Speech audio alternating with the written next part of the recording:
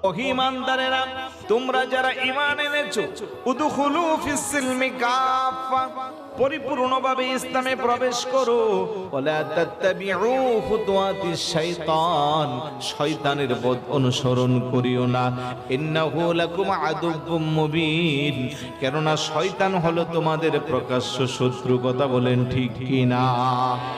তাইলে বোঝা গেল যারা ঈমানদার হবে তারা শয়তানের পথে যেতে পারবে না। যারা ইসলামে পরিপূর্ণ প্রবেশ করবে তারা শয়তানকে খুশি করতে পারবে না।